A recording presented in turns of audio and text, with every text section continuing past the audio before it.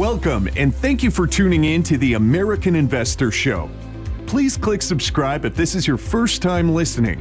From trader and CEO interviews to breaking news about companies you won't hear anywhere else, nobody does a better job at keeping you in the know when it comes to penny stocks. The term penny stock generally refers to a security issued by a very small company that trades at less than $5 per share. Penny stocks are extremely risky, yet they offer rates of return on investment not seen anywhere else. The host, guest, and callers are not registered financial advisors licensed by any government entity, and therefore, the following should be considered entertainment. The host, guest, and callers disclaim all liability in the event any information, commentary, analysis, opinions, advice, and/or recommendations prove to be inaccurate, incomplete, or unreliable, or result in any investment losses. Before investing in penny stocks, you should consult a professional to determine what strategy may be best for your individual needs. Now, without further ado, your host, LaSalle Anungu. Hey, what's going on, everybody? Yes, indeed. This is the American Investor Show. You guys already know what it is, man. Got caught up a little bit this evening, but I won. I had to finish up the week strong. It's been a very strong week for me. A lot of great gains, a lot of situations where I was behind, and this week just, you know, I had trades that were going against me to start the week, came back into the money, end up the week really strong. And I'm not going to trade tomorrow. I'm going to be off tomorrow, but ended the week real strong today. Just under $2,200 for me today. So really good day for me. I posted that on Twitter earlier today. But so many really great candidates. We just had Apple beat after hours today. That's going to be huge, huge, huge. Shout out to everybody in the chat room. John Warrior, DPG, Matt M, George M, Juan Diaz, Legendary AIDS, Bad Scientist. What's up, man? Felix Sapini, Kenny Dutton, what's up? Michael B, Cool Cats. Shout out to everybody in the chat room watching now and in the future. With that being said, you know, I'm not going to keep you guys up all night. We'll have a quick show. We'll get right to it. We'll get right to your tickers here. So market pullback overall slightly. I mean, just what, 0.1%, 0.01%, excuse me. No, actually, you're right. I was right. A tenth, just over a tenth of a percent. For the Qs on that pullback. But overall, again, it looks like tomorrow is going to be very, very bullish for at least the NASDAQ anyway. I know the industrials are still a little bit overbought, but for the most part, still fighting my 257.96 line. All right, 257.96 line. You know, I marked it as a possible resistance point, and it's fighting. It is really fighting here. Now we're looking at, what, 5 sessions where it's attempted to get over that, and we haven't been able to. So we'll see what, you know, what moves and transpires from here on out as I continue to try and figure out what the top of this market is going to be. Every time I set a mark, you know, it crushes right through it, So I'm trying to find where the top is, because wherever the top is, I want every damn dollar that I can find on the way down the downside. You know what I'm saying? So with that being said, what's going on, Jeff Thayer? AT&T buying Time Warner. Government wants to step in and foil it. Yeah, man, which is really interesting, Jeff, because, you know, this is a Republican administration. They're typically pro-business. But, you know, with everything that's going on with Facebook and politics and social media and business, I think the tide has changed, man. I think the tide has changed. Appreciate the Tom G. Yes, indeed. Shout out to all the newcomers. Anybody who's in here who's new, press the like and subscribe button if you can. Random Stock Run, what's up, man? Said they don't want the type of money to start really overcoming the government. Yeah, I think now, you know, because I remember as a kid watching, you know, the government come down on Microsoft. You guys remember that in the early 90s? No, actually, no, I'll say late 90s, right? Late 90s, mid to late 90s, right? The government was scared of Microsoft. I mean, because, you know, you had to use Microsoft to do everything. right? So they were terrified about this new guy, Bill Gates, who just kind of came out of nowhere, who is incredibly bright, and he's running the world. Who is this guy? And they made him go just like what they're doing with Mark Zuckerberg. Come to Congress and talk to us. They did the same thing to Bill Gates. So government is incredibly, fearful of, these, business magnates and who kind of come out of nowhere with technology that can literally change how people, live their lives. This isn't new. This isn't new at all. You can go throughout history and see how men who've created these things that changed the way we live have been brought in front of Congress to explain. And basically what they're looking for is for them to kiss the ring. That's what they're just trying to do. They want you to come to Congress and kiss the ring. All right? That's basically what they say, that you're down with the government and you're going to, accept what they say and do what they say, and we'll leave your business alone. That's basically what they want Mark Zuckerberg to go to Washington and do. And he's going to go there and he's going to kiss the ring. Yes, indeed. Sprint and T-Mobile. Here's the thing on the Sprint and T-Mobile. Yesterday, a rumor came out yesterday that Sprint and T-Mobile deal was off. SoftBank, which is basically the bank behind the deal, which owns Sprint, put out this rumor that the deal was off and they got to go back to the negotiation tables. Well, come to find out after hours today, T-Mobile comes out with a news issue that they're restarting merger talks with Sprint. So now after hours, I think Sprint is up after hours, right? Sprint is up somewhere after hours right now. They closed at a slight loss, nearly 0.5% at 643. But right now, Sprint after hours is up. And supposedly the deal is going to happen within the next 2 weeks. All right, within the next 2 weeks. Now, these are companies, these are businesses, so don't hold them to it. Things can come up. But obviously, if a buyout is going to be happening, you got to wonder that what kind of premium that they'll probably get for Sprint on this merger. So we'll see, who's going to be ended up the last man standing there. All right. Let's get to some tickers here. Let's get some tickers here since there's been a late start to the show. VKPX. I'm not seeing your VKPX. It says invalid symbol, so I'm not sure what that is. You might want to check your ticker on that one. TT or TCCO. TCCO.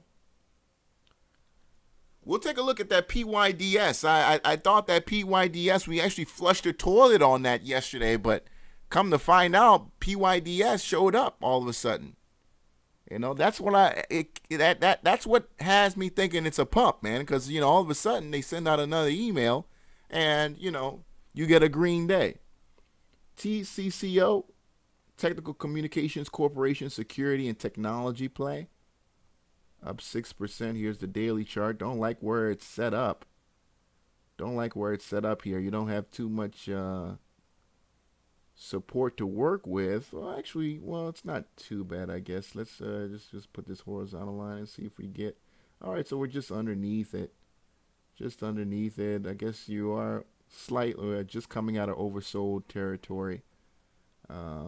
Don't know too much about the company. I don't like the volume. Only 50,000 shares traded. I think you can do yourself better here. I think there are better plays out there. Better plays out there, Derek Graham. You said it was a pass runner. Yeah, I do see here, it did some things, right? Going into earnings. We'll get rid of that. Did some things going into a previous earnings announcement.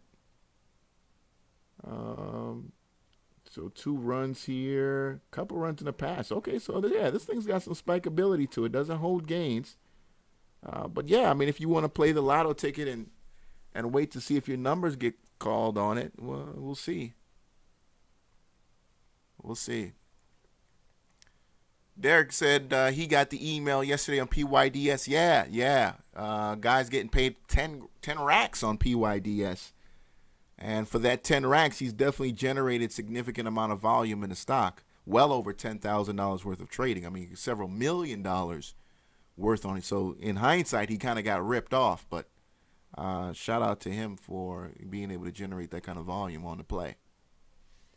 Somebody emailed me about RAD. Was that you, K-Mac? Did you hit me up on Twitter about Rite Aid? What's going on with Rite Aid?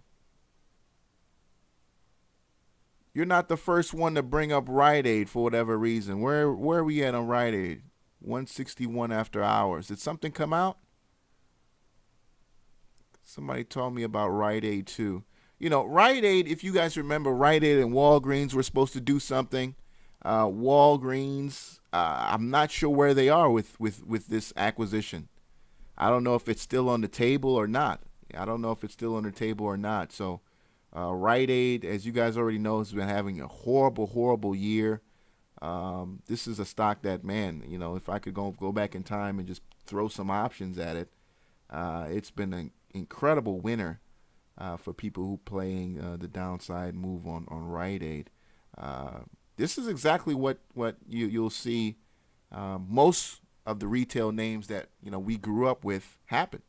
You know, we'll see all this happen to them. Well, they eventually just will end up going to zero bankruptcy and they'll become insolvent. And they'll kind of end up like RCA, where you just have Chinese companies that license the name, and because we're so familiar with the brand, you'll just end up seeing them on, you know, being sold somewhere on the internet, but you're familiar with the name. All right. What's my thoughts on Pandora? I actually have Pandora. I need to stop paying for that crap because, you know, I just don't listen to it as much anymore. They've just been taking the $5. I keep forgetting to turn it off. But Pandora is okay, man. I don't, you know, it's a great service. I mean, it does everything you wanted to do. Every song I've ever wanted to look for has been found. I don't know what they are as a business. Market cap $1.79 billion. Is it $1 billion company to you? I think so. I mean, they generate significant amount of revenues, and but I don't know what it is as a business. Looks like they didn't do so great for earnings. I'm seeing an article here that they missed forecast by a mile. Is that correct? And Pandora is a penny stock. It is a $7 stock. And where are we after hours on Pandora? Ooh, $6.43. Yeah, so that's going to sell off big time tomorrow. Yeah, so, you know, man, I just hate that for the longs and that who thought maybe could surprise. But, yeah, looks like you're down $1 in Pandora. Brian said, am I still a powerful penny stock promoter? Because I just don't have the will to do promoting anymore. I want to be a real trader. You know what I'm saying? I don't have the will to go hard like I used to. I want to be a real trader. I want to actually go out and make my own money, stake my own claim. You know what I mean? Instead of waiting for people to send me shitty deals. You know. So I hate it. I mean, the only reason I did it is because I needed money.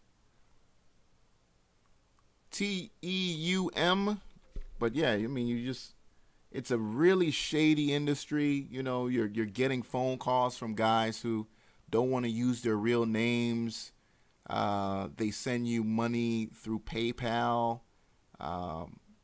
You know, and it's just a weird thing, you know, and numbers change. The same guy will call you from 3 different phone numbers. It's a weird ass fucking industry, and I just, you know, I'm actually glad I'm kind of moving away from it now. That's why I'm not even really pushing anything. TEUM, Paratium, software technology,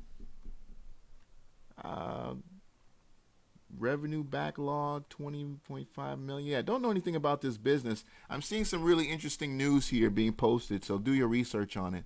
But boy, that's an ugly looking chart, man. That's a really ugly looking chart. SPCL, let's take a look at Solaris, which by the way used to be one of used to be a really good stock on the OTC exchange. You know, obviously, you know, renewable power just hasn't had, you know, the volume that it used to. But, you know, now oil and gas and many of the other ones are running. Renewables have just kind of been left behind. So nice 30% gain today in Solaris if you zoom in on that.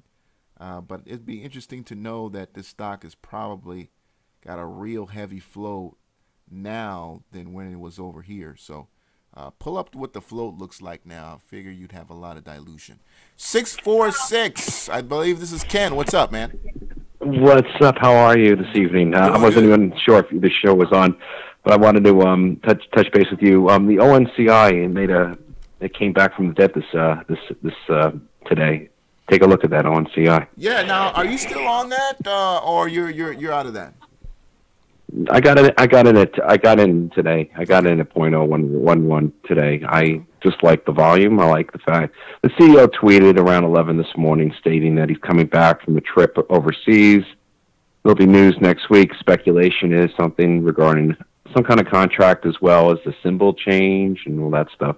And that's why all the excitement today. And you notice it was hugging the 50-day moving average, and so it looks interesting.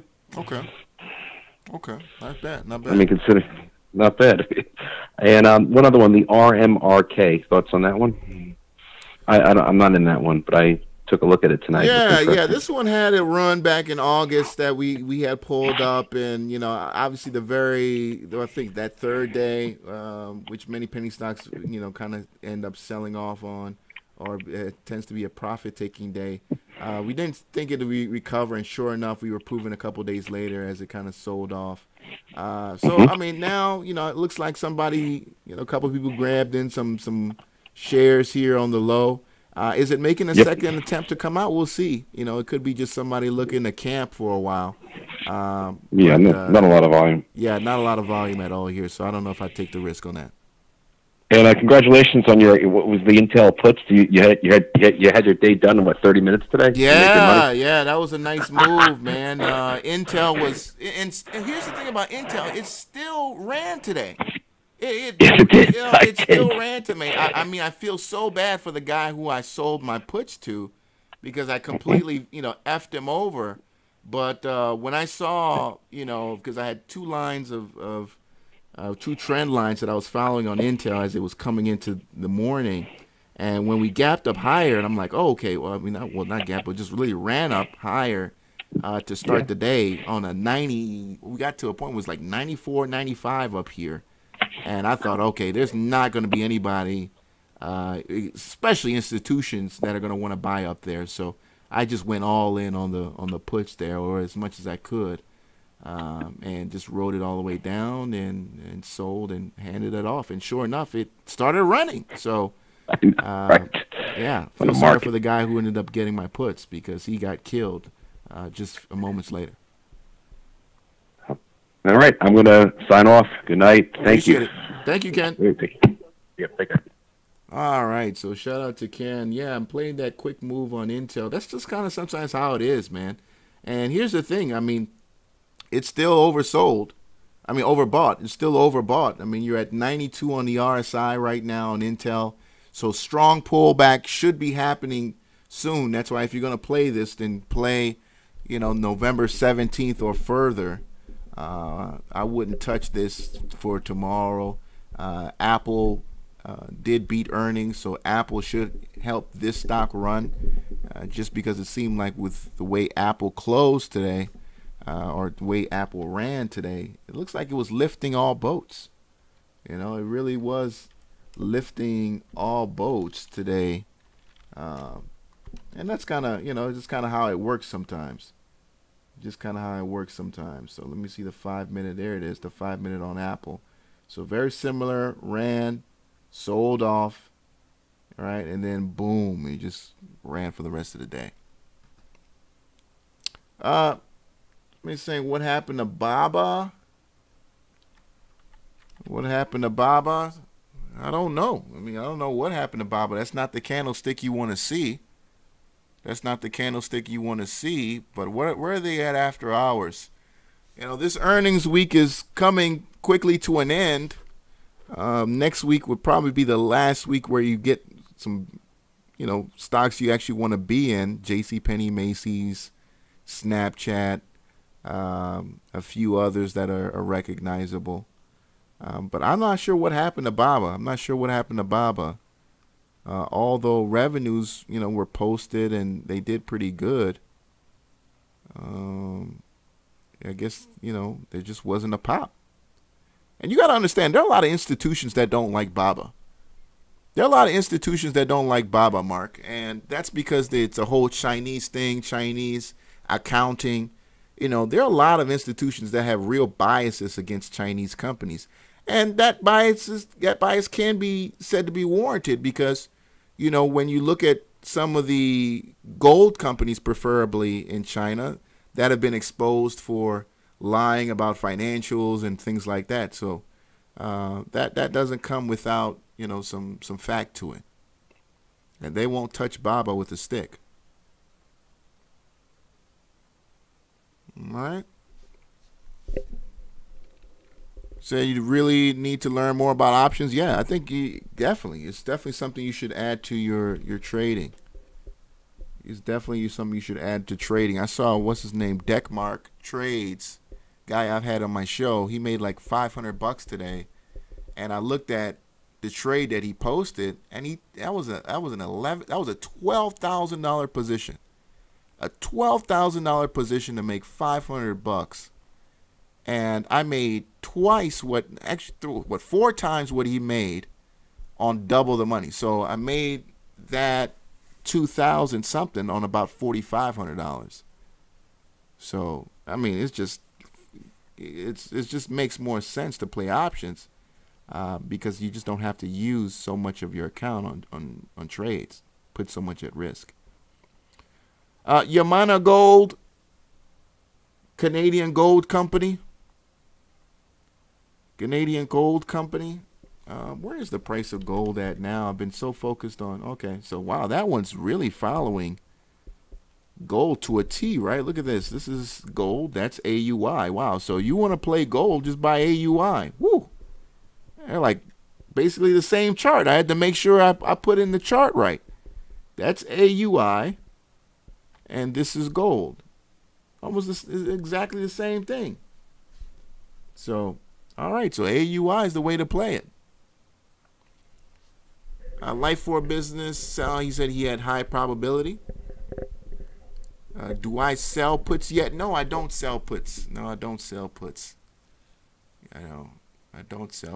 How you doing, Terry Cherry?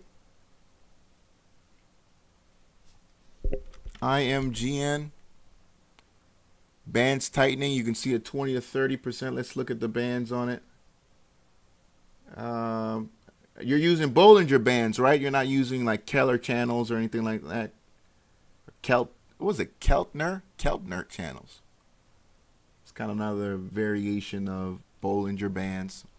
Some guys use the Keltner channels within Bollinger Bands, So whereas like if the Keltner is a tightening and then it just, yeah, it's pretty weird.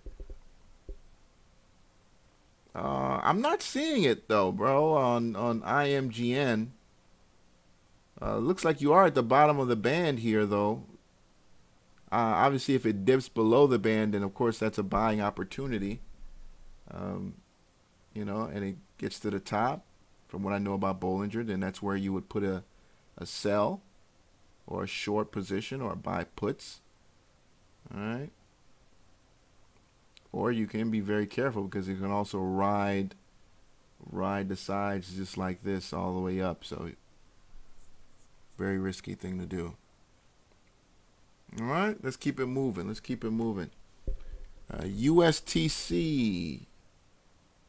USTC, United States Real Estate Holdings. Looks like an OTC stock. Very illiquid volume, up 33% today. They announced today to dramatically reduce authorized shares. That's a good thing. Get rid of that dilution. Find out what the number is now. Find out what are they doing with the flow. Where's the float at right now? All right. Good. Always good to see a company that, hasn't been doing much, obviously hasn't been doing much, all of a sudden come out and release something that says, hey, we're getting back to work here. So stay on top of them. Just stay on top of them if it's something you're interested in. MJLB, Ultras Track Systems. Is this the one that sells the tracking systems for like trucking companies and things like that? Ultra Track Systems. I believe they're the ones. Yeah, I'm pretty sure these are the guys. And here's the thing, their products are actually being used on the road. Their products are actually being used on the road, but I've never understood why their stock just doesn't seem to be able to find a loyal following. MJLB. It's got a pass to it, but for the most part, it's pretty liquid to follow. Low float, yeah, low float. Just, you know, it's got to have some type of consistent following. It just seems to not be able to do that. What's going on, Stock Trapper? I want to bring up PYDS. Man, you know, after a really shitty day, PYDS, you know, wins it today, man. I got to give it to PYDS for what they did today. I mean, that's absolutely a big win for them. I got to give it to them on that one because, you know, I thought it was dead. I thought it was dead. Let's look at the 5-minute chart on PYDS. As you can see here, broke what I had thought was support. And going into yesterday, here's yesterday's day, really nothing to see there. Then all of a sudden today, where did all this volume come from? I mean, basically, look at this. Look at the first here.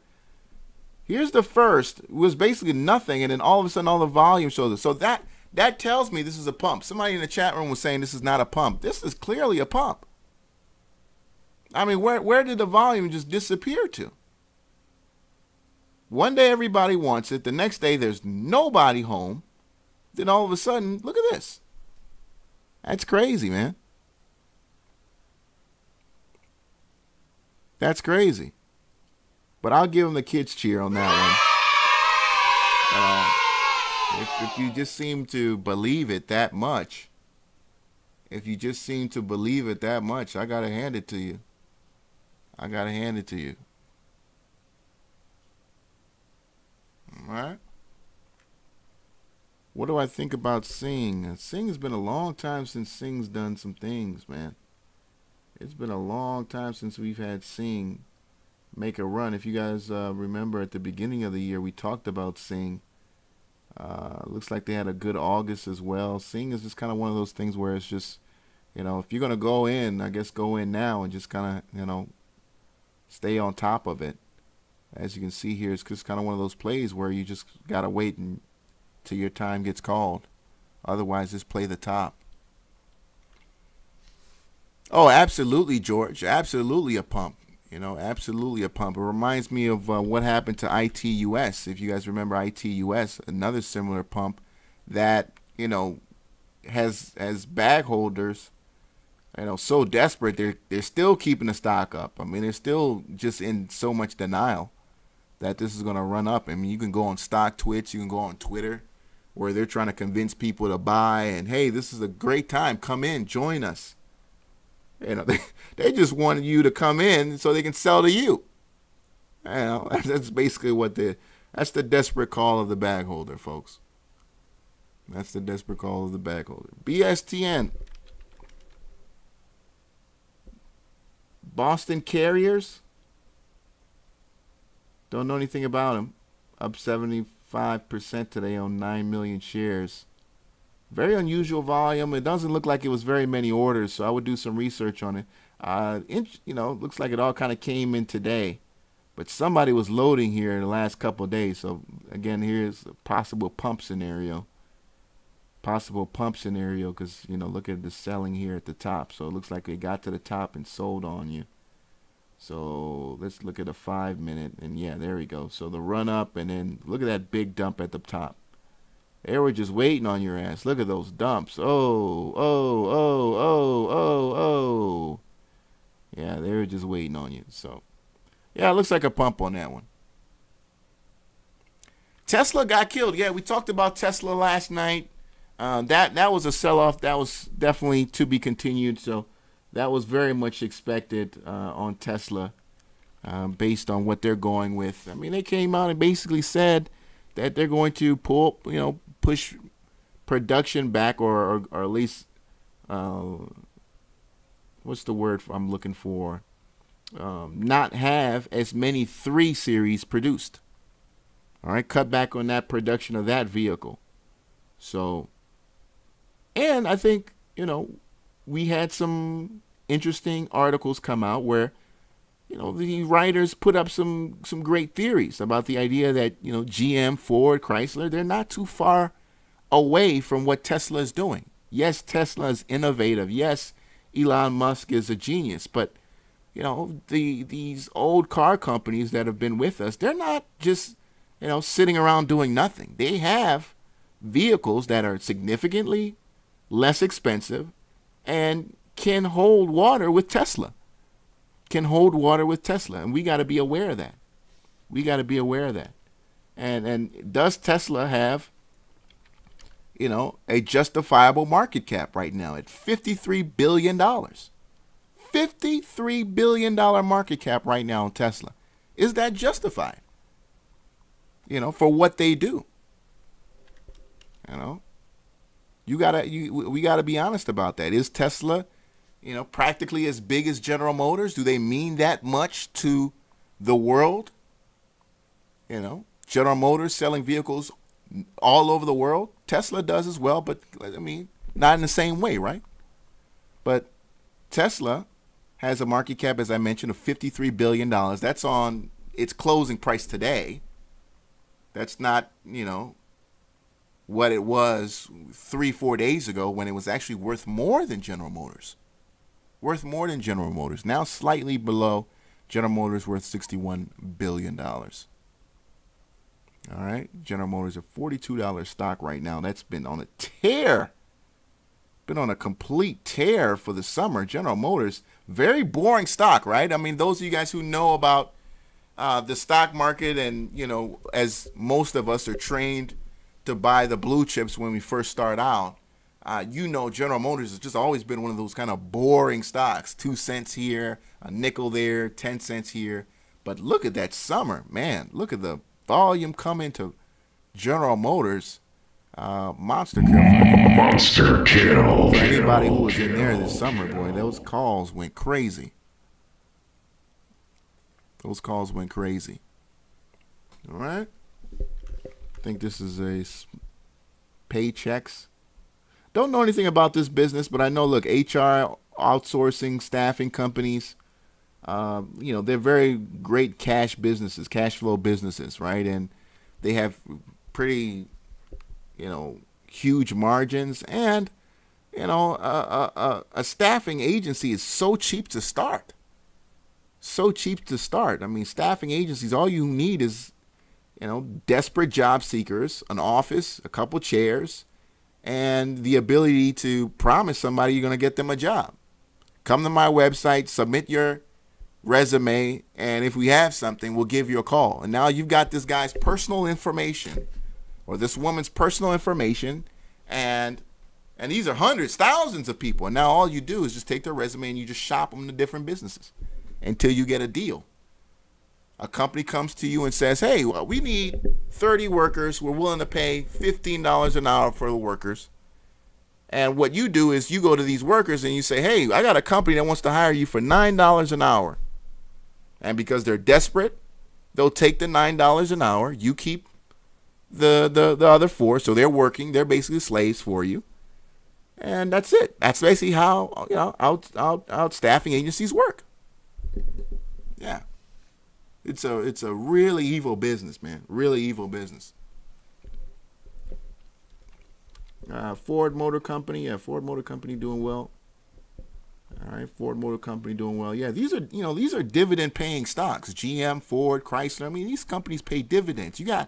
I said here before on the show, you got companies like this that have, 3-4 generations of shareholders where, grandpa, great grandpa worked for the company 30 years, guy sitting on $6-7 million, dollars worth of stock, living off dividends. Living off dividends. Thousands of families, especially particularly in the Michigan area. So yeah, man, these companies go back. You got people living off those things. Those dividends aren't going anywhere.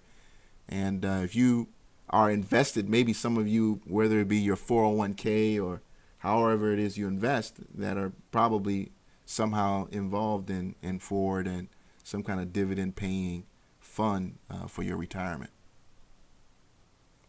Kenny Dutton said they pay dividends as well. All right, payroll processing. Oh, that's basically what it is. That's basically what it is. Paychecks is not like that.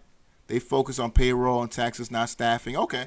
Yeah, they may not be like that. I'm just explaining the staffing business. That's how the staffing business works.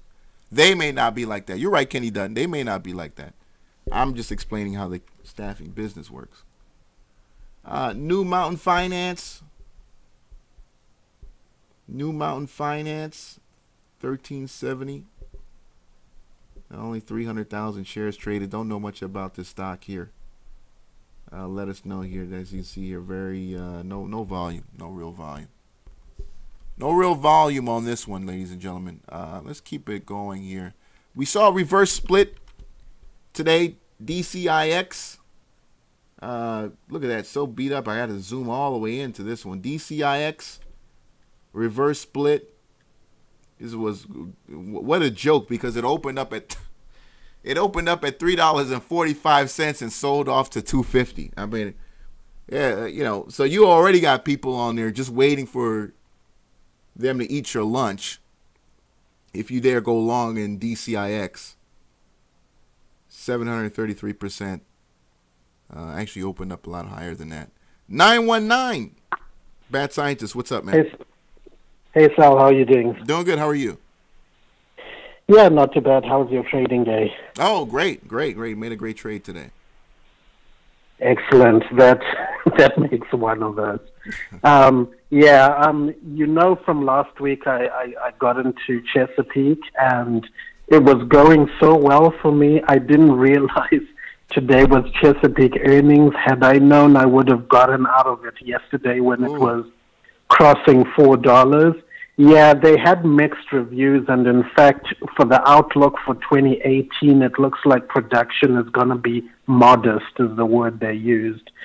So it did come down a little bit. So I'm a bit bummed about that, but I'm still up on where I got it because I did get it at the $3.50 support. So.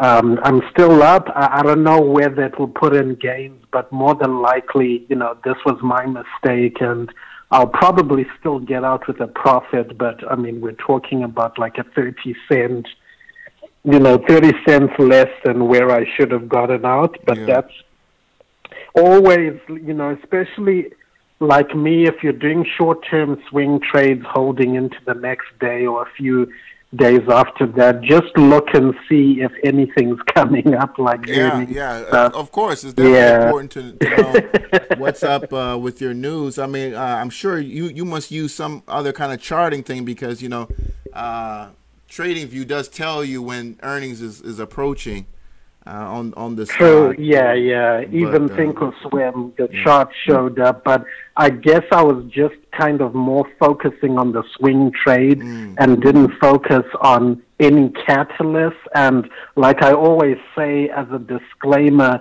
because I'm a technical trader, a catalyst will always trump any technical chart. If you're going in and analyzing a chart, as soon as a catalyst comes out, it doesn't matter how well you think you've read that chart, it's going to move if you have a negative or positive catalyst. So that should always be wary of that. So I definitely have learned my lesson, because I've always learned, unless you're willing to risk that money, don't hold the stock through earnings if you're not an investor, a long-term investor. If you're a swing trader, you'd rather wait till earnings comes out and then maybe get into the stock. But if you've been holding the stock, don't risk holding on to it. But, that's okay. I didn't have, that much money into it. So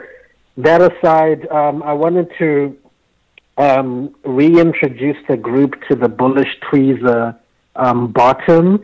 And I have a few stocks that I can spout out. Maybe we can take a look at. Yeah, let's take a look at those. Yeah, okay. So let's see. The first one, so we'll start with the NASDAQ. INFI. Okay. INFI. INFI. Okay, INFI. Yes, INFI, correct. And for those, INFI, correct. For those who are not familiar with the Tweezer Bottom, essentially you're looking at a downtrend where the second to last candle, so if you're looking at today's candlestick, it is the total reverse of the previous day's candlestick. So essentially you've got two candlesticks, lower RSI at the bottom of a chart, and one is red, which was the previous day, followed by today's green. So they're total opposites. Where essentially, when you add these two candlesticks together, you're essentially getting a doji, because the red candlestick opens at the top, closes at the bottom, and then the very next day, the green candle starts at the bottom of the previous day and closes at the previous day's open. So if you actually add those two candlesticks together, essentially you're getting a doji. And you and I and some of the people on the group know that when you get dojis at the bottom of a chart, essentially you should look into possibly getting into those when you have possible bullish reversal going into the next day. So, and I like to call these buck teeth because they're really like two similarly sized candlesticks at the bottom of the chart. So, okay, so that's the first one, INFI. The next one is RPRX, Repros, RPRX. Okay. And once again, this is something where, we can all kind of do an experiment for those really not familiar with this supposed bullish reversal signal. You're really looking for these two candlesticks at the bottom of the chart, and then the next day or day two, you're looking for the candle opening, a higher open and accelerating to a higher close. So if tomorrow any of these charts show a higher open, that's actually one of the candlestick signals for a bullish reversal. So that's RPRX. Okay. The next one is Mankind, that I'm sure we're all familiar with. Yeah. So the candles don't have to be like, it helps if they're the exact same size, but they don't have to absolutely be the exact same size, but approximate same sizes. So once again, you see on Mankind, I believe on the daily chart with Mankind, it's actually using the 50-day simple moving average as support. So that's always good when you get these kind of low RSI candlesticks using a major moving average as support or resistance, which is always good to see. The fourth NASDAQ is BONT. So this pattern repeats itself. I think if you read into the Bulkowski candlestick patterns, I think it performs well. Maybe it's like a 50-60% level of success. So it's not, close to 80-90%, 100%, where it's definitely a confirmation of a bullish reversal pattern. But it does give you the sign. If you look at, the red candlestick, it's driven down by the bears, and then the next day the bulls drive it back up where it opened the previous day. So that's basically a sign of maybe the sentiment changing, where maybe the bears are ruling for the second to last day, and then the bulls push it back up to where it opened at the previous day. So that's BONT. And once again, BONT is using the 200 simple moving average as support. You always want to pay attention to these major moving averages, not because, you know, any of us are particularly interested in it, but that's you're trying to predict traders' behavior and not necessarily where the price is going to go. And major institutions are looking at major moving averages, like the 20 moving average, but more so the 50-day moving average and the 200-day moving averages. So if this bullish tweezer bottom, as it's called, has some kind of support in a simple moving average, then that just strengthens the case of a bullish reversal. But you always have to wait for the next day. Okay, so now I've got two OTCs. The first one is IMTL. Now, what I haven't back tested is whether this tweezer bottom, this bullish tweezer bottom, works the same way with NASDAQs as it does OTCs, because OTCs let me make sure I'm bringing up the right one. INTL, this one is $42. India Monkey Tango Lima. All right. IMTL. Image Protect. Okay. Correct. Okay, gotcha. And you'll notice that same pattern. Always look for repeating patterns and then test them for yourselves. Like, develop a watch list where you look at specific patterns and then see how many of those actually become bullish into the second day. So once again, you see they're not precisely the same size. It's almost like today's candle shifted up slightly. But as long as it's close to two similarly sized candles at the bottom of the chart, you can call that a bullish tweezer bottom, or the buck teeth that I like to call. And then the last one is DEWM. I think that's a marijuana stock. DEWM. And you'll see the exact same type of pattern again. This one, not so much at the bottom of the chart, but if you look at the overall trend, it is fairly at a low RSI position. So, you know, the key, like I said, is going into day two. If the candle is up in day two, you basically get in at that point. And then you could use, you know, midway between those candles as a stop. It just, as a trailing stop, it just depends on where your risk is and how much you're risking. But really, if tomorrow any of these look like they're above today's close, you might want to think about going in, because we're all about trying to get these moves when they happen early. Yeah. And yep, that's all I have for you guys for tonight. Thank you, Bats. All these stocks very, very liquid, and definitely have the opportunity to turn around. This DEWM one, probably the most interesting of all of them, as this is clearly possibly a sign of a bottom for DEWM. Sure. Thank you so much, Saul. Appreciate it. Appreciate it. Thank you so much, Bats. All right. Appreciate Bats giving out some really, really great game, as someone mentioned in the chat room. By the way, if you guys want to learn more about Japanese candlesticks, you don't want to read, you don't big into it, just go on your phone and put in Japanese candlestick pattern, and you'll be able to download a free app by Trandle Studio.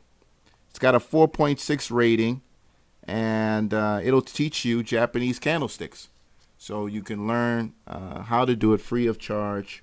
Learn the patterns. There are a couple patterns that the app teaches you, and understanding the candlesticks themselves. So again, it's called Japanese Candlestick Pattern by Trandle Studios. I forgot it was an app that I used to really use a lot at the beginning. All right. Yes, indeed. BONT was at 78.6 Fibonacci level. All right. That's pretty good. Kenny Dutton, his PBR. Let's take a look at that. PBR, Petro Brazil. Petro, this is the largest oil company in Brazil. Petrobras. So I figure, you know, high oil prices would benefit them. They've had some really good trading sessions lately, as you can see here, moving from the 23rd into today. Today's day, you know, it was okay, down just under 0.25%, but not bad, not bad. 1080 on Petrobras. Looks like it's had a really good last 5 months or so here since July, coming out of the $7 range. You're up almost $3.50 on Petrobras. All right, just keep looking. We saw again energy companies continue to put on gains. I don't know if any of you guys took in some positions in the energy plays. This pump that I brought up this past Monday, looks like they finally put on some gains after this pump that started on Monday in CEI, all of a sudden delivering 7% gains today. So that's something that's on my watch list. Interesting enough, the guy who pumped ITUS, as somebody mentioned in the chat room, he's now pumping CEI. It looks like he has a tendency to kind of come through a little bit late when everybody thinks it's done and one and done. All of a sudden it starts running. That's kind of how ITUS played out, where it was being pumped for almost a month and a half before it really kind of took off. So Camber putting up 7% gains today. What other things that I did mention? SHID, Sears continues to hold on for dear life. You already know Sears, what we expect out of Sears. This is a company, you know, when we just got done talking about companies that aren't going to be around for very much longer, Sears is one of them. For my put buys, for my shorts in here, you got to be all over this tomorrow. The stock was up 5.5%. Is it technically oversold? Not really. It's had lower. It's had much lower actually. So this is an opportunity where the stock cooled off for a little bit, but this is an opportunity for you to be able to come in tomorrow. Now the stock's up 5% and ride this back down another possibly 10 or even 20% or more from the $5 range. This is no doubt headed by the fours to the fours. And you got several days of support to prove that to you. And you've seen how, you know, consecutive days of green ends up being a very, very nice shorting opportunity practically every time. Today's green day, unless we get confirmation of more bullish movement, it was not strong enough to overwhelm previous selling. As you can see here, none of the nowhere near as big as the candlestick before it. So slight day for the bulls, but the bears should be all on top of this again tomorrow. Sears, ticker SHLD. All right, wanted to bring that to you.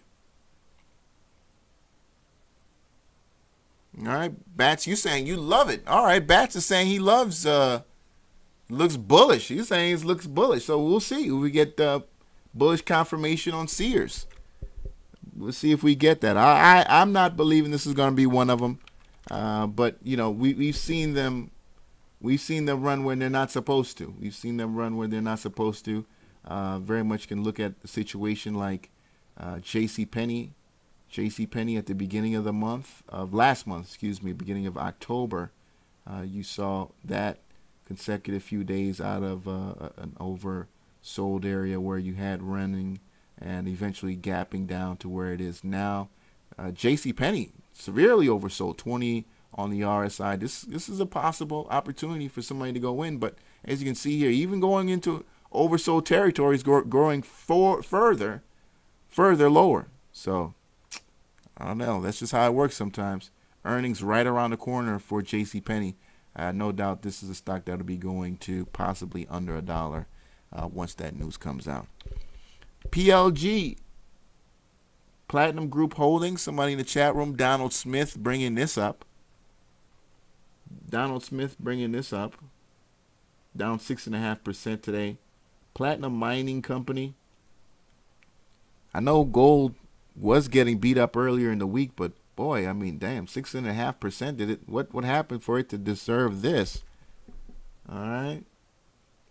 Gold broke my trend. Thought it needed to stay on the left side of this trend line to stay positive.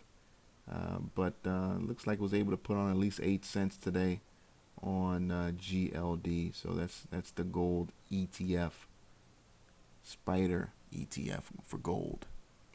Yeah, we just took a look at JCPenney. Someone bought 118,000 in JCPenney today.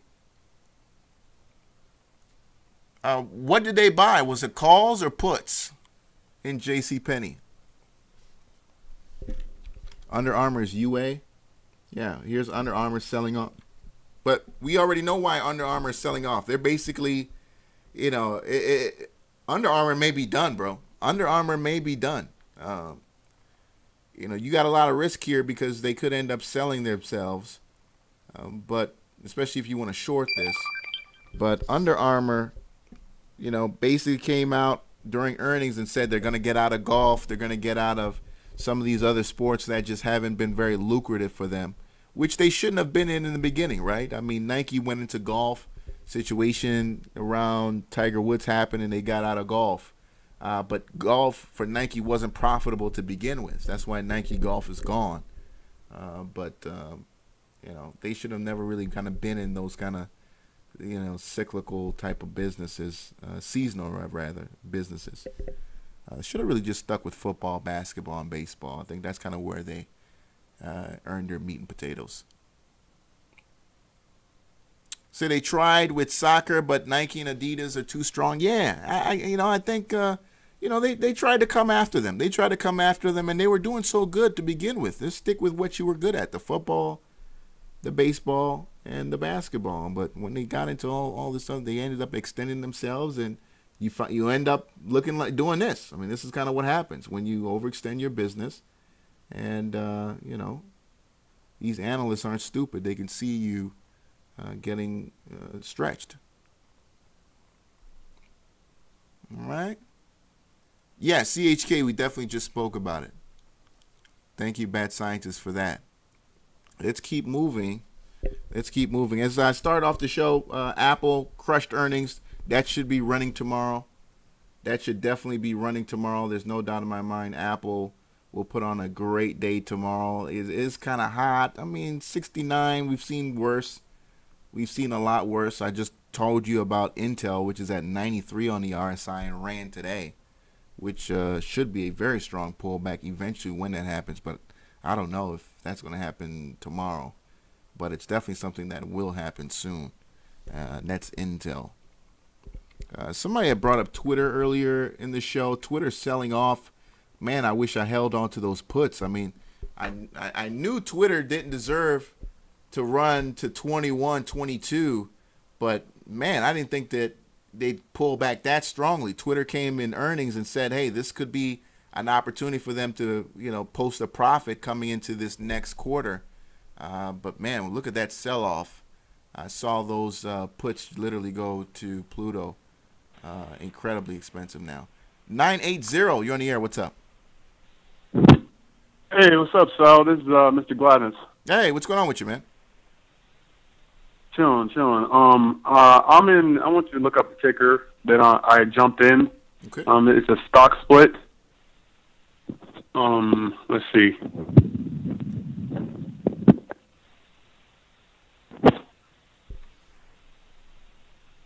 It's OCRX. OCRX.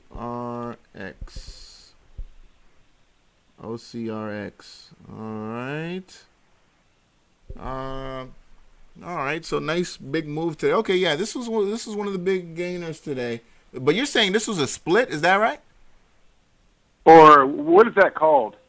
Well, no, this definitely doesn't look like it was a stock split. It looks like this company got a tender offer from a private company to be bought out. So no, this was a tender offer. They received a tender offer from a private company, to buy OCRX for about $42 million. So yeah, that's what caused it to run up. Obviously, that's big news for a company like this, where a market cap right now of just $26 million, them buying it for 42.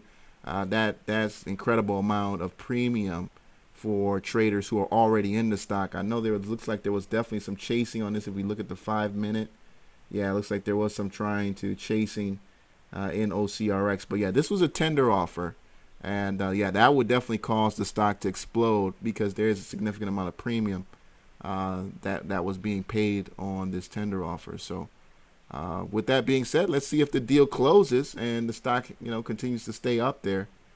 But yeah, nice move on that. Were you in the stock? Well, I jumped in the beginning, so I got in at 169, okay, $1.69, and I've been holding it. I held it, and I'm not sure if I should sell it or just wait until the third. It's like some kind of phase going on with the third or whatnot, and it just opened my eyes. I saw the candlestick, a good, decent candlestick. Yeah. Let's see what happens with it. I'm not sure what's going on in the third that you're bringing up, but if it's good news and you feel like it's going to move it higher, and you're confident about it, then yeah, stick around and see what kind of profit you can gain from that. If you're already up, sitting on a nice bag, and you could use that money now to move on and make more money in another trade, then sure, take your gains and move on.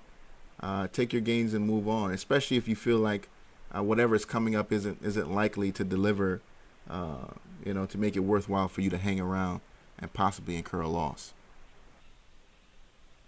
Gotcha. And I'm in another stock as well.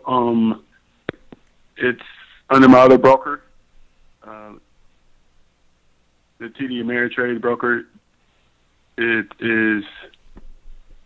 Give me 1 second. I gotta. Should have had it brought up before I called, but no problem. I can find it in a couple seconds. What's going on, Victor? Victor Pace in the chat room. GBFN. GBFN. I don't have a GBFN. Say that again. No. G is in go, B is in boy, S is in sports, and N is in network. All right, so GBSN, former, is this still on the NASDAQ? Oh, actually, wow, okay, it's still on the NASDAQ. I thought they had got delisted, but I guess I was wrong on that. But GBSN down 11% today. Looks like it was headed higher before what happened today. GBSN, man, the only thing about this is, as you can see here, not too much volume. So, if you're going to play a low volume stock, you're truly just kind of playing it on news, because you figure there's going to be catalysts that may come that will bring, preferably buying volume. So if there's something coming down the pipeline that you feel is going to bring buying volume, then what happened today is really insignificant on 250,000 shares traded. So that doesn't represent a lot of volume, and therefore that move, you can basically, say that's something that can be wiped away with, a couple 100,000 shares tomorrow. So I wouldn't sweat the small stuff if you're already in it. And again, if you believe a buying catalyst is coming down the pipeline for GBSN. All right. Well, I love your show, and I've been a long time listener for a while, and it's my first time calling, and I'll definitely be calling in the future. And I'm in Charlotte, so maybe we can chop it up one time in person. Yes, indeed, man. Appreciate it. Thanks for calling, bro. All right, no problem. Yes, indeed. Thank you for calling. Yeah, I mean, the GBSN, the thing is just light volume. That's the only thing that's about it. But it looks like it had been moving, right? I mean, it had been moving on that light volume. Slight pullback today, but again, just do your research on your DD. If you like what's going on with the company, just hang around. Yeah, get those likes up. I appreciate if you get those likes up. Get those likes up, ladies and gentlemen. All right, appreciate it, Bats, for that call, man. Let me give you a round of applause for that. I should have gave it to you then. A round of applause for that call. Yes, indeed. VKTX, Viking Therapeutics.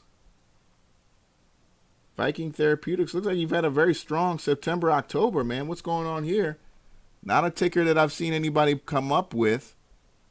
Love the way this trend is setting up here with these higher lows, right? Holding very, very well here. I mean, very, very strong looking trend. I can see it right here. You know, holding those very, very well. Broke it a little bit there. Let me move it a little bit. But I would definitely continue to ride this higher as long as it continues to hold those. Give yourself a little bit of space so you don't go into short too quickly.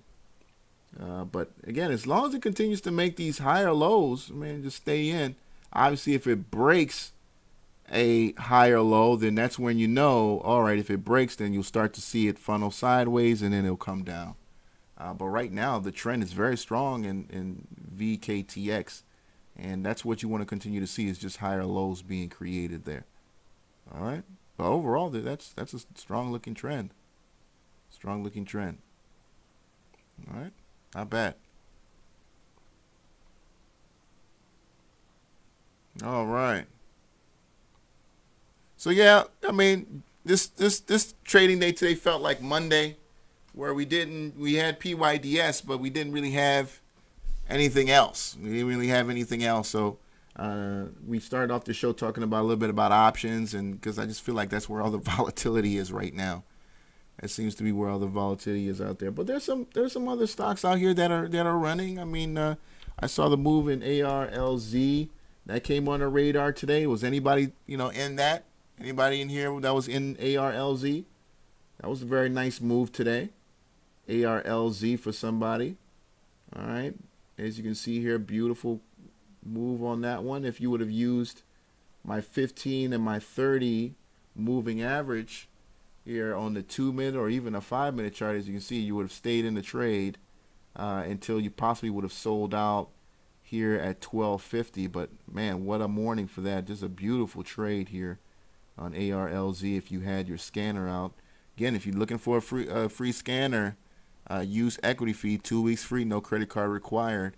Set your alerts to be quoted for anything that moves 5% under $1. You can set that up very easily in the equity feed scanner and be alerted for any moves more than 5% in any stock that trades over $1 with 500,000 shares traded or 750,000 shares traded. Your broker has settings within its platform where you can be alerted with similar set settings. So figure that out. Get that set up. Call your broker.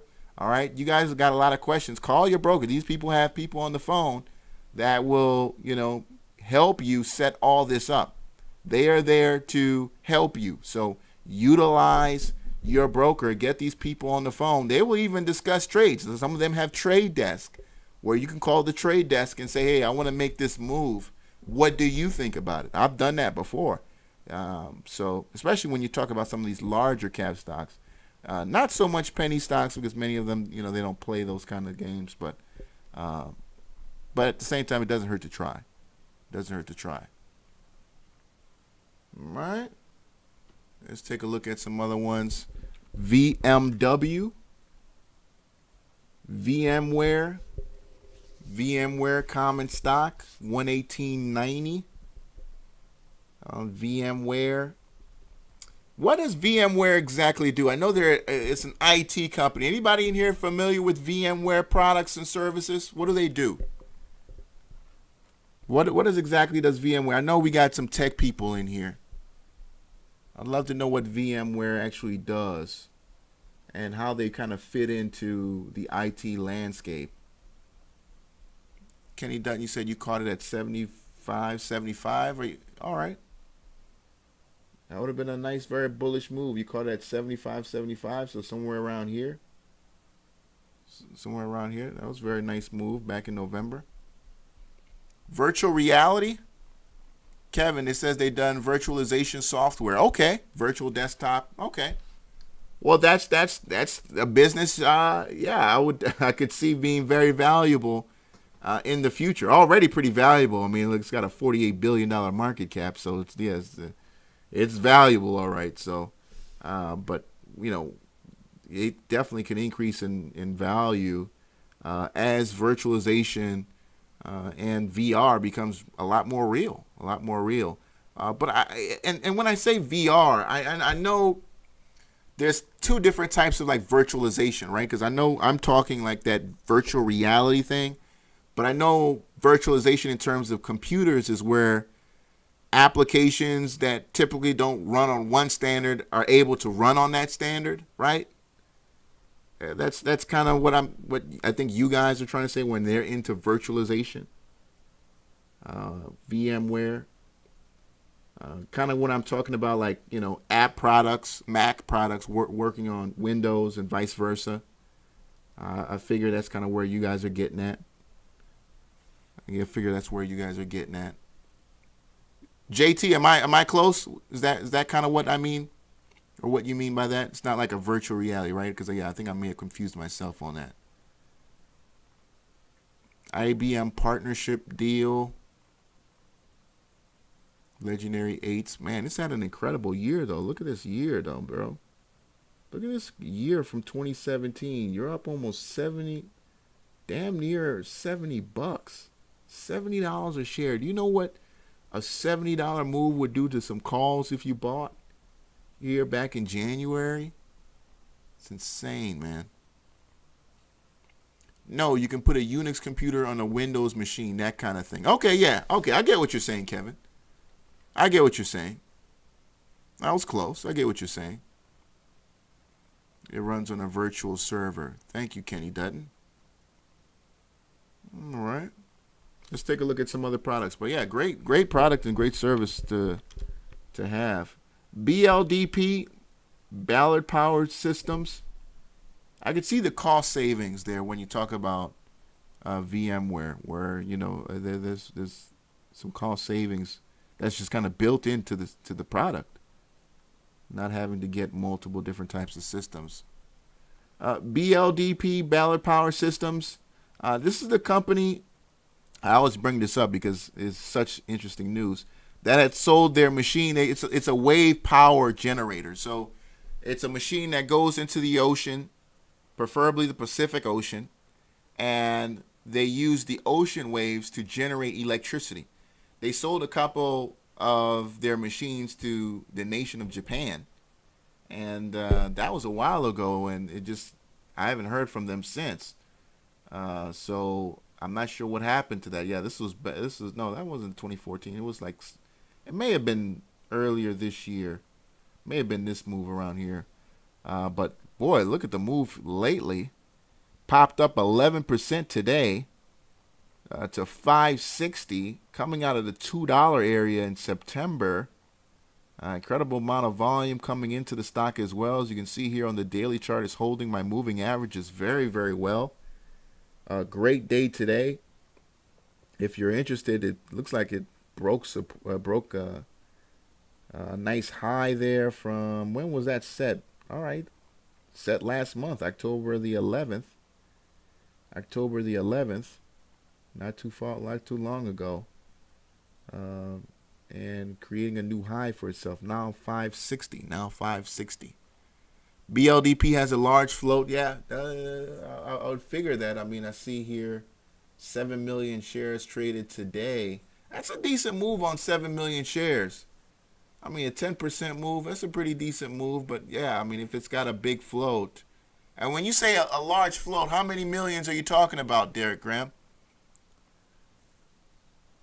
7 million shares, 10%. That doesn't sound too bad, but if it's got, you know, 100 million, 200 million, RIG, Transocean Switzerland, 1.5%. 1.5% gain today. All right, so this is definitely a Oil and gas play. Let me look at the USO chart. Oh yeah, definitely following oil and gas to the T here. Following, it looks like it's trailing this USO ETF. When you go to rig, very similar setup, very close to very similar, very close to that USO ETF rig, oil and gas at 1062, up 1.3% today. Wow, 158 million share float. Yeah, that's ridiculous. That's kind of ridiculous. What was the market cap on that, by the way? All right, so they got a $900 million market cap. Man, that's still a lot. That's still a lot. That's still a lot. That's still a lot. I mean, yeah, that's still a lot. That's still a lot. Let's go back to rig real quick. Just want to take a look at that. Yeah. But you're on the positive side of the note now on rig, so moving higher. Obviously, you wanted to, the buy-in was when it crossed over way back here at $8 if you're really interested in it. The crossover is basically where you want to get. When you see a crossover on the daily chart, that's a very strong bullish signal when you get that crossover on a daily candlestick. Well, something that I think we might get here on Shopify. I know some of you guys going back real quick to Shopify, crushing earnings, sold off, but look at that comeback today of 3.84%. Real interesting move there. I'm looking at Shopify. ARDX, biotherapeutic play, 6.48%. Decent move. Decent move. You got multiple day gains here in ARDX. Interesting move. But boy, look at that, man. You had a lot of people get shitted on up here. Looks like it was definitely a gap up on some kind of news. You can see all the volume coming in on that news, whatever that was back here on October the 12th.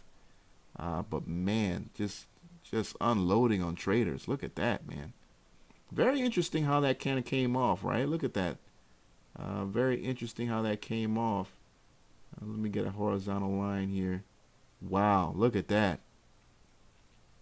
Wow, look at that. When we talk about technical analysis and how it's so important to, look at charts and use the past to kind of help you judge what the future could look like. I mean, look at that to a T. I mean, it's almost like the very same setup. Almost like the very same setup where you had the gap up opening. This was actually a gap down.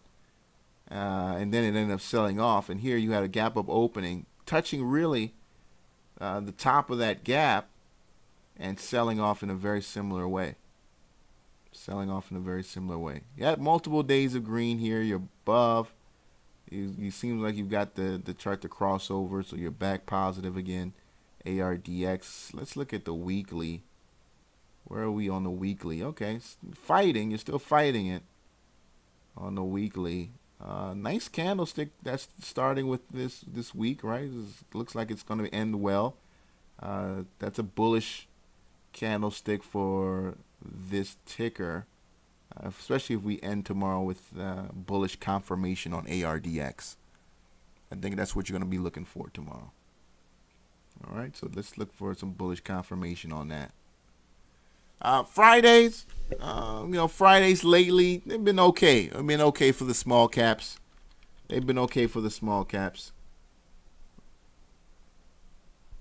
IDRA, boy, I could use some more volatility. Can you guys tell I could use some damn volatility in these small caps, man? What happened? Good God. I mean, I don't know if I can look at another 2% move in a $1 stock, man. Jeez, where's the volatility? IDRA 7% move, nice move on that one today. IDRA up 60 on the. Let me see. Actually, let me get back to the daily chart. $1.68. Coming from oversold levels. We brought this up yesterday and the day before that. We started a week off with IDRA, and very, very strong movement from oversold levels on IDRA. We had a young lady also who was looking at, gosh, I forgot what her ticker was that she brought up. Katisha, I think her name was. I forgot what ticker she wanted to look at. BOOT, boot. A couple more tickers and we'll get you guys out of here. Started to show off kind of late, so it is what it is. I'll be back Monday, of course. Praying for some volatility to come back. Somebody's saying everybody's going to Bitcoin. I don't know if everybody's going to Bitcoin, but a lot of people have moved over to cryptocurrencies to get some of those easy gains in the crypto space. Get some of those easy gains in the crypto space. But you had crypto sell off hard today. If you guys know, Donald Trump announced his new Fed chair, and that new Fed chair isn't friendly to Bitcoin, my man. You guys might want to look him up. He's not a big fan of Bitcoin. You might want to look him up. A lot of people are trying to spin it and saying he's hands off. He's not hands off. He's made some very interesting comments regarding Bitcoin. That's why you saw Bitcoin sell off pretty hard today after that came out. BTUS, let's take a look at BTUS. Let's look at the 5-minute chart and see what happened today. Here's Bitcoin today. Where are we at here? Yeah, there it is with Bitcoin selling off today. But look, it got pretty hot, right? I mean, it did get pretty hot. Then the announcement came around here as Bitcoin was picking itself up. We saw the announcement of the new Fed chair, and then it started to sell off. And now it just looks like easily ate those losses right back up. Damn. This thing is just riding higher. But I told you guys I'm a believer, man. I am a believer in what this incredible, asset class, or this new asset class, can do for people in all over the world, particularly in unstable third world countries and people in America who want to help them. And as more of I read into it, guys, you want to start looking at Bitcoin very differently. Don't look at this Bitcoin dollar as, wow, look at Bitcoin, growing in value against the dollar. Look at this as, wow, look at the dollar losing value against Bitcoin. That's what this represents. That's what you got to see when you look at Bitcoin dollar. Look at, wow, look at the United States dollar losing value against this new asset class. That's what you got to look at. That's what you got to look at. That's how you got to see this. All right? Because, ladies and gentlemen, if people really had as much value in the dollar as we think they do, there'd be no way that somebody would give you $7,000 for 1 Bitcoin. There's no way. But there's obviously people out there who see value in this asset class, and they see a diminishing value in the United States dollar. That's just real. That's real. And this chart says that. This chart says that. When you look at this chart, it says exactly that. We have a we feel that Bitcoin is worth more than the United States dollar. It is what it is, folks. Some people can say they can be caught holding the bag, but man, I used to believe that too. But the more you look into it with a really open eye, there's just so many things that are more bullish for Bitcoin becoming one day a more powerful, a more valuable asset class than gold. All right, than gold. Crazy. I know it sounds insane, but it's just insane, man. It's just what it is. He's saying that Bitcoin is based off the dollar. When people get the coin exchange, they exchange it for dollars. Yeah, that's what they're doing now. That's what they're doing now. That's what they're doing now, because we don't have, Bitcoin isn't as what's the word for it? I mean, we don't have our grocery stores, our gas stations, our federal government. They're not taking Bitcoin yet. But when we get to a point where everybody on the corner is taking Bitcoin, nobody's going to go grab dollars. Nobody's going to grab dollars. If we get this tax plan passed, which is a disaster waiting to happen. That only waters down the dollar even more. You're going to require even more money to do even less in order to hedge, right? In order to hedge that kind of inflation, that kind of loss in value, you're going to move to this kind of asset class. You're going to move to this kind of asset class. Then it says it's fiat computer money. I mean, there's nothing more fiat than your dollar in your pocket, my man. If you do your research, there's nothing more fiat than United States dollars, the world's biggest Ponzi scheme, bro. If you really know something about economics, you know the United States dollar is the biggest Ponzi scheme out there. All right, let's keep it going. Let's end up the show on a stock here. Somebody give me a stock that's going to be green tomorrow besides Apple. Give me a stock that's going to be green tomorrow. Somebody give me a stock that's going to be green tomorrow besides Apple. That's a gimme. Apple's a gimme. HDUP. Why do you think HDUP will be green? Heads Up Entertainment, 164% gain. I don't know about on that volume though, bro. Only 500,000 shares traded, cool cats. Only 500,000 shares. I think this is 4 or 5 buys. Snap. Oh, don't say Snap. I want more puts tomorrow on Snap. But you know what? I'd like that, cool cats. Or George M. Excuse me. If Snap is up tomorrow, I wouldn't mind. I'd like to buy more at the top. Zachary Davis, Intel. Oh my God, I'm looking to short Intel, but can Intel hold that ITNC? Or excuse me, what's the INTC? Excuse me, Intel. Can Intel hold that 92 RSI, bro? Look at this 92 RSI. I've never seen a large cap go to 92 on the RSI. I've seen small caps do it.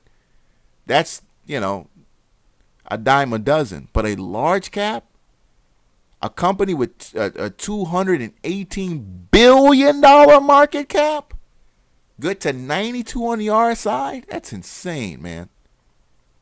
That's insane. All right, we got people in the chat room saying LTBR. Let's take I just want to take a look before we get out of here. LTBR. 380,000 shares. Come on, guys. Give me some liquidity here. Give me some liquidity, guys. I want to be able to get in, get the profit, and get out, right? I don't want to get in and get stuck. Shit. You want to be able to get in, get the money, and come out. That's the point, right? HUSA. HUSA, you think it's going to be green tomorrow? I don't know. I don't know on that one. I don't know on that one. If I had to say what's going to be green tomorrow, let me look at GSS is one, but we'd like to see more liquidity come into that one. DDR. I thought this was going to be. I forgot about this place. Saw this one yesterday. DDR, Real Estate Investment Trust. I thought that oversold was, and then that doji pattern. Should have brought this one up yesterday. Oh God, what a miss! What a miss on that one. What else? FI. Frank's International Oil play. Boy, that's a lot of volatility on that. I'm going to go with. Well, it's not too cheap, though, Frank's Eye. This could sell off. You know what? I actually like Bats, that call you did on Sears. Now I go back on Sears. Actually, you know what? No, man. That's a lot of selling pressure on Sears. I think just watch what happens tomorrow. Just watch what happens tomorrow. I don't want to even guess on it because I know somebody's going to go in. But you said it was going to be green. You said it was going to be green, man. I trusted you. So let me just not say anything at all. WMT, Walmart stores. Walmart doing too much. Look at that, man. Where you at, Walmart? Doing too much, bro. 70 on the RSI. Walmart, God, $8 from when? From October. I mean, is Walmart killing it like that? When is Walmart earnings? Let me see here. They got to be right around the corner. When is Walmart earning? Let me see. Walmart, November 16th. Looks like they are projected to. Oh, are they projected to miss? Oh, no, they are projected to beat. 66% people think that Walmart is projected to beat. All right. Yeah, but Walmart, man, it's going to come a time where Walmart's going to have to do something with all those damn stores. It's going to get to a point where they just can't do online and storefront. I mean, it's eventually something's going to have to give. Something's going to have to give. All those properties, all those employees, and if you guys know with any corporation, employees, that's your biggest expense. That's your biggest expense is employees. So something's going to happen eventually when, shit's going to hit the fan at Walmart, and they're going to have to choose. Are they going to end up just being a online brand and cutting back maybe 50% of your stores or what? But something's got to give. But that's probably no time soon. All right. Derek Graham says he's going to get some Disney dollars. Walmart has to think digitally. That's where things are going. Yeah. That's Walmart's going to has to make some change. So, what's going on, Stock God? Yeah, Walmart's going to have to figure something out. Walmart's going to have to figure something out eventually. Because you can't continue to pay workers like what they're doing. Either they're going to have a revolt, which they've been trying to revolt at Walmart for years, right? I mean, you've heard several stories about unions at Walmart. I almost got a job at Walmart one time, but I ended up not showing up for the first day of work. Because if you guys know, like during Christmas time, these companies all bring off like holiday workers. And, when they hire for holiday work, you go in and like, yeah, we want to interview. But it's not really an interview. They just basically want to see you have a heartbeat and you're not going to show up to work with a gun, So everybody gets the job, right? Everybody gets the job. And I just never showed up to go to work. So I was like, fuck that shit. And I just never ended up going into work. But SHOP, getting Shopify, watch Shopify tomorrow. Tesla, I like Tesla for a possible, I like Tesla for a surprise move higher, man. Maybe we get a squeeze in Tesla. I love that doji. I love that doji for the move today on Tesla. Let's see what happens tomorrow on Tesla, man. I think you got a lot of people who still like this. We're at some kind of close support here on Tesla. Can we hold that tomorrow, or do we open up lower and continue to go lower? Man, can we really be talking 270, 260 Tesla? Oh, my God. This company, we haven't seen those levels since March, February, bro. For you large cap buyers, be careful on that one. Be careful on that one. Those are insane moves. Those are some insane moves. But large caps are going to be slapping, bro. They're going to be slapping tomorrow. Tech is going to be slapping. It's going to be slapping tomorrow. So get a piece of that. Get a piece of that tomorrow, man. We got Baba, which delivered, I think, today, right? They delivered. I don't know what was that sell-off about today on Baba. But Apple tomorrow going to be strong. Facebook should get back to green tomorrow. Facebook should get back to green tomorrow. I think Facebook is going to get back to green tomorrow. I don't know what that bullshit was today. I was in Facebook for 2 days. $4,000, bro. $4,000 option trade. I made 41 fucking bucks. I couldn't believe that shit. I could not. Man. It's just it is what it is. It is what it is. That's Facebook for you. I posted that on Twitter. Facebook, what else? The other FANG stocks, of course, are running. Netflix should have a good day tomorrow. Netflix should have a good day. It was good on Netflix, $199.32. I think a gap up opening comes tomorrow. Netflix gets back above 200.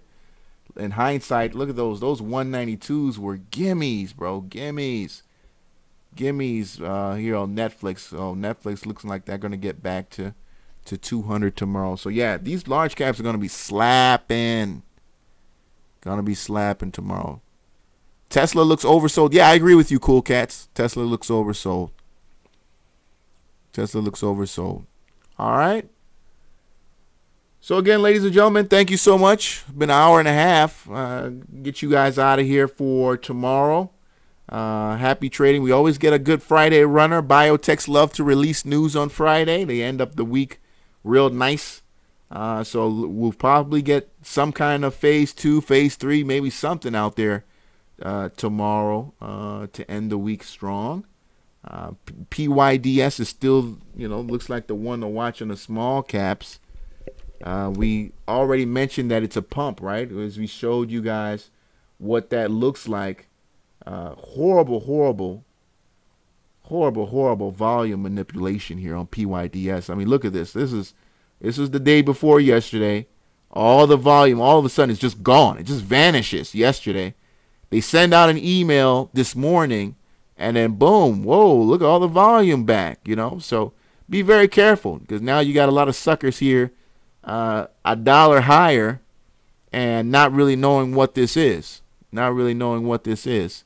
But boy, did he bring in the volume. I mean, he got ripped off for $10 million. I mean, they gave this guy $10,000 to push this for a week, and he brought in, what is that, almost, if we just do 3 times 14, what is that, man? That's, damn, he brought in almost $40 million worth of volume. Bro, you need to go back to that guy who gave you that 10 grand and ask for some more money, because you got ripped off. All right, GE oversold. I don't know about that, man. I thought GE was oversold at 23, and look at we are now, $19. We've been fooled before with GE making that little roundabout, right? You saw that a couple times here where you saw, oh, look at this, it's turning around. Oh, boom, next morning it sells off. Or sometimes you'll have a situation like this where you have a bullish move in the morning, and there's no buyers. There's just no buyers here. New CEO, he's making a lot of changes. He's selling off assets that need to be retired or moved on. So still a lot of things that need to happen at GE. So just be very careful on that. You don't end up in a bull trap, because this was a horrible bullish bull trap for traders who thought GE could be turning around. If we go back to the daily chart, as you can see here, this has been oversold for some time here. Here's the daily chart. All right. Get yourself a good moving average. A good moving average will keep you out of a lot of trouble. And as you can see here on the daily chart, there's really no reason to get back in here. I don't even care if it does turn around tomorrow. And it's not bullish for me until it passes some of these moving averages on the daily. Because you might get 1 day, maybe 2 days, but you're ending up right back down. And we've seen that several times. You just pull up the chart on Macy's, pull up the chart, JCPenney, Macy's, pull up any of these little old retailers, and you'll see them selling off like crazy. And you'll see quite a few of those kind of bull traps where you'll get, some doji days. They'll sell, they'll buy, right, recover, and then boom, you end up right back. But yeah, you can ride them for the short term. You can ride them from oversold when they do actually deliver by moving into positive territory again. All right. Katisha Boy. Okay, yeah, we were just talking about you. You brought it up, Icon. What happened today? What happened today in Icon? I mean, this was, I don't want to say it's game over, but man, that's not the candlestick you want to see, because there is no shadow on this. There is no, the bulls were nowhere to be found today on this stock at all. Bulls were nowhere to be found. That's what this candlestick says. I mean, the bears were in full control. Killed it 17% today on Icon. Can it come back? I mean, you're still oversold. You're still oversold. But that's not the candlestick you want to see. We'll see what happens tomorrow. You're basically back at where you were 3 days ago. Basically back where you were 3 days ago. Obviously, if you got some 180s, 190s, you're probably pretty pissed off. But you're back at where you were 3 days ago. I wouldn't run away just yet. But if you cross 153, which was the low back here on the 31st, 153, I'm out. If you get past 153, you're out. You gotta go home with whatever it is you have left over. But that's it. That's a wrap on that one. All right. Felix, you said I should have a weekend show. Oh, my God, bro. Shit. Some people think I do too much for the 4 days a week. Some people do, but I know I've become a much better trader. I do this show for me as much as I do it for you. I've become a much better trader doing this show because of it. So I don't know about a weekend show. I got to have a life too.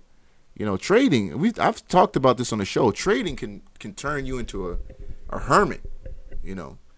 That thing I posted today. I've been trading now at Barnes and Nobles just to get out the house. I posted that on my Instagram, free stock pick, at Barnes and Nobles. I've been trading at Barnes and Nobles just to get around people. I like to, order a little coffee, a bagel and stuff, Somebody had said there's a lot of traders, they go down to downtown here, Charlotte, and there's these little not trading dojos, but these little office, like rental office places where guys who have like their little startups, and there are some traders, I guess, who are in those spaces. I don't know if I want to be around other traders. I just kind of want to be in my own zone, but I just still want to be around people.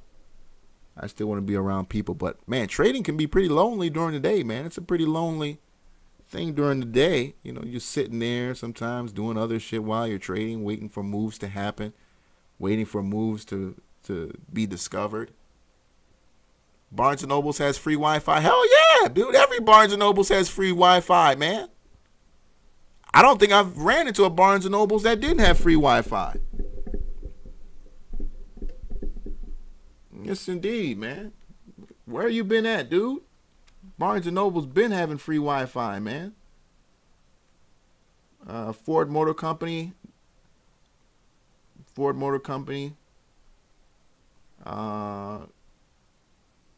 Yeah, looking real bullish, man. Looking real bullish on Ford Motor Company. I think there's some better plays than Ford, though. I think you got some better plays than Ford. You want a real bullish move? Wait till the pullback in Intel. That should happen any day now.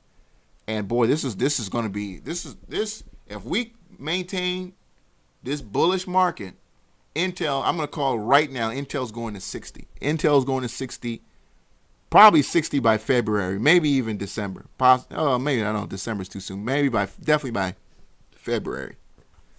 Intel is got a whole lot of catching up to do.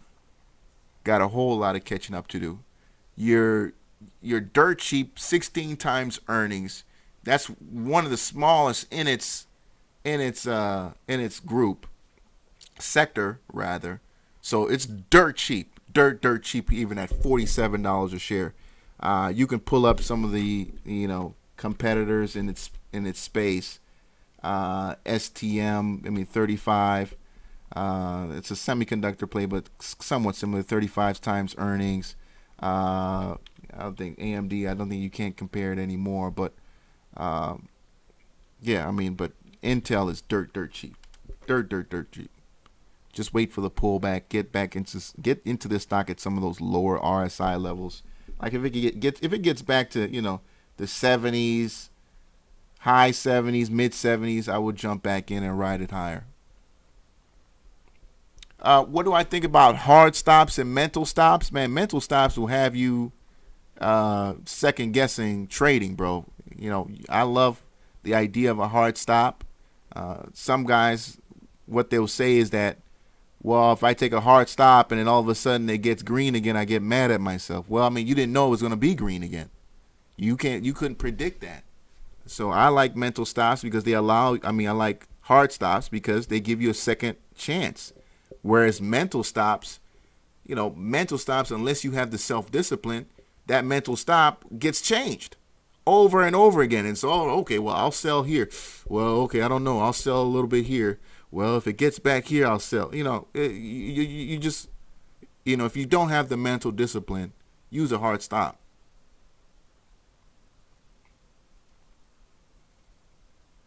You got to look at a few after hours plays. Yeah, you're right, Bats. You're right. Cadillac Mac, you said Under Armour going out of business. I don't know if they'll go out of business. I think they'll just get sold. I don't know if they'll go out of business. You know, I used to think Reebok would go out of business, but Reebok just ended up getting bought out by a private equity fund, right? So that's basically what I think might happen to Under Armour. They'll just get bought up by some kind of, you know, private wealth fund or something like that, and they'll operate as a business, but on a much smaller scale. That's basically what you see in Reebok now. Reebok was, you know, global, right, when we were growing up. Now Reebok, you know, it's one of those brands you gotta go out and look for. You know, it's a small company, privately owned, and you know, it is what it is. I think that's what's going to happen to Under Armour. So be careful. Be careful if you think you just want to short it to zero, because you can find yourself on the other end of a tender offer and get your ass handed to you. So that's what I think is going to happen. Let me see here. Pandora. I like Pandora too, but somebody had brought up Pandora earlier, but no solid volume in that today too.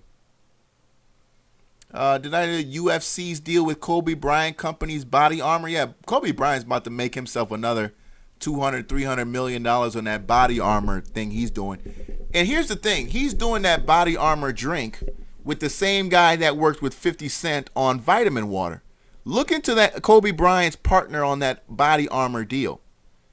Kobe Bryant, for those of you guys who don't know, Kobe Bryant has the new drink. It's been around for a little bit, but it's really new in terms of, you know, the marketing they're doing now, called Body Armor. And Body Armor is revolutionary in comparison to Gatorade, which really hasn't changed since the 1950s, right?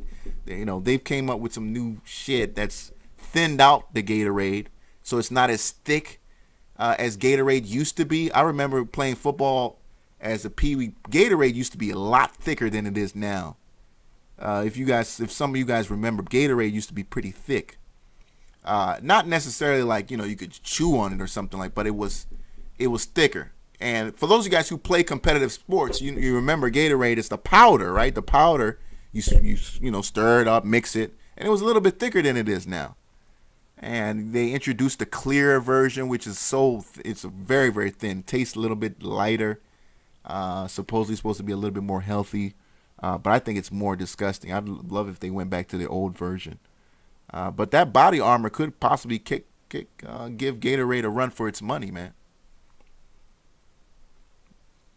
Yeah. Say you drink like it was Kool-Aid. Yeah, cool. Okay, yeah. Thank you for bringing up Kool-Aid. Yeah, it was kind of like Kool-Aid. It was thick like Kool-Aid. Gatorade used to be kind of thick like that. It used to be kind of thick like Kool-Aid. Great spit strings. Yeah, that's pretty fucking disgusting when guys used to spit on it. Like, damn, why are you all spitting so fucking much? PYDS is a pump. We talked about that one. Yeah, hard stops is Derek Graham saw you on hard stops. That's tough love. It very much is very much tough love. Real quick, I'm just doing a news scan. Make sure we don't miss anything. Do a scan on news. I don't foresee anything right now. Don't see anything right now. As I told you guys, get your money ready for that Snapchat. For that Snapchat, man. I'm telling you guys, that's going to be a huge, huge downer. I'd love to be surprised. I got upside protection, so I don't give a damn where that goes. I'm in the money no matter what. But I'll definitely be looking forward to those $10 puts coming into the money if we get that on Snapchat. Somebody talked about Snapchat having a green day tomorrow. It very well could, but boy, if we get Even if we just get a $2 move. Woo, woo. Woo, woo. My trading account's going to be looking so good. Let me see here. Yeah, definitely. Good night, Woody Wright. All right, let me go ahead and ring the bell, end the show, ladies and gentlemen. It's been a great week. We had a really great week of trading. Been a really good week for me. Looking to continue that success next week. Use this weekend to study, learn a little bit about options, learn a little bit about something. Go get that app. Go get that app, Japanese Candle Patterns. It's completely free on the App Store and Google Play. Japanese Candle Patterns, free of charge. You can study on, on your own time. Take the opportunity to learn, man, because the real deep knowledge, man, the real deep knowledge is in some of these books, fam. Some of these books will just have that one line that will just hit you like, oh my God. Just like, wow, why didn't I know that? Or you may have known something about it, but maybe you have to read it a certain way. And it's like, wow, it just really hits you. It just really hits you. Pro Woman J, learning by leaps and bounds. See your money. Thank you so much. I appreciate you all for watching. All the ladies watching. My ladies' viewership is going up. I'm at 20% now, 80-20. I started off this show. It was 95-5 on the demographics in terms of who's watching my show, who's watching the channel, period. It was 95-5, 95% men. Now it's 80-20. So a lot of women get into this game, man. A lot of women trying to get this knowledge to stack their paper up. You know what I'm saying? To stack their paper up. And I'm all for it. I'm all for it. I got a daughter, so I want her to be the best trader she can be. I already told her, and she's just 2, so she don't really get it yet. I said, look, by the time you are 20 years old, you're not going to be working for anybody. I want you to have your own little, whether it's your own fund or whatever it is, but you're going to be a woman who can go out into this market and make money, literally just from your cell phone, from your whatever it is that we're trading with at that time. I want you to be that kind of woman. I don't want you to be the kind of woman that's out here having to build somebody else's wealth. I want you to be creating your own wealth every single day. You get up in the morning, you're excited to grow your net worth, for yourself. So shout out to all the ladies who are watching. All right. So with that being said, let me go ahead and start the outro and get you guys out of here for the night. Again, happy trading to all you guys tomorrow. They don't mind you setting up 5 screens off the laptop in Barnes & Nobles. Oh, you don't need 5 screens to trade, bro. Come on, you don't want to be one of those guys with the 5 screens and shit like that. Look, those are the biggest losers out there, man. Guys with like 20 screens and shit. Fuck out of here. You don't need that many screens. It's not that serious. Serious Manny, cool, appreciate it, man. Juan Diaz, thank you so much. Legendary 8s. Derek Graham said, yeah, you can just go by the little coffee area. I'm sure you got a Barnes & Nobles over there that's got a coffee area with chairs. There are guys in there all damn day, bro. George M, Stock Z, thank you so much, man. Mitch, Cadillac Mac. Kalisha, thank you so much for coming in. Cool Cats, Woody Wright. Stock God, I saw you in here, man. Appreciate it. Bad Scientist, thank you, sir. Boss Duty. It's that Rick Ross hustling, man. Rick Ross hustling. Love that track. Very motivational for me. Yeah, shout out Mad. What is that? Mad Dad. Appreciate it, man. All you guys who are in here watching it. Melissa Lowe, thank you. Appreciate it, Melissa. George M, appreciate it. Yes, indeed. That 305, man. I'm out of here. See you guys Monday. Stay up and happy trading.